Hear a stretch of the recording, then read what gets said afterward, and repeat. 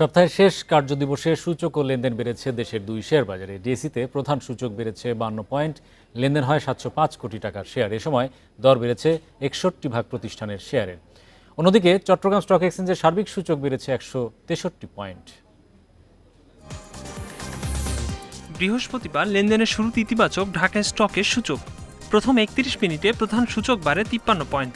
এরপর সূচক কমলেও দিন শেষে ডিএসইএক্স সূচক বেড়েছে 52.68 পয়েন্ট, অবস্থান করছে 5355 পয়েন্টে। ডিএসইতে লেনদেন হয় 705 কোটি 83 লাখ টাকা শেয়ার। আগের দিনের চেয়ে লেনদেন বেড়েছে 100 কোটি টাকা।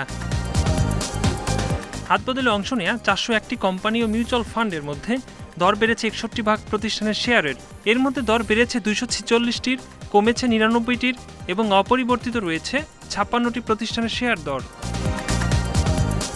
সবচেয়ে বেশি লেনদেন হওয়া প্রতিষ্ঠানের তালিকায় প্রথম পূবালী ব্যাংক, দ্বিতীয় ইউনিলিভার কনজিউমার কেয়ার, তৃতীয় অবস্থানে সিটি জেনারেল ইন্স্যুরেন্স।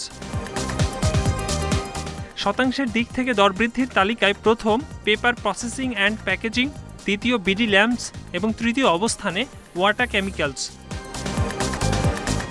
অন্যদিকে চট্টগ্রাম স্টক এক্সচেঞ্জে সার্বিক সূচক বেড়েছে 163.66 পয়েন্ট, অবস্থান করছে 15,088 পয়েন্টে। লেনদেন হয়েছে 115 কোটি 92 লাখ টাকা শেয়ার। একরামুল ইসলাম, ইন্ডিপেন্ডেন্ট নিউজ।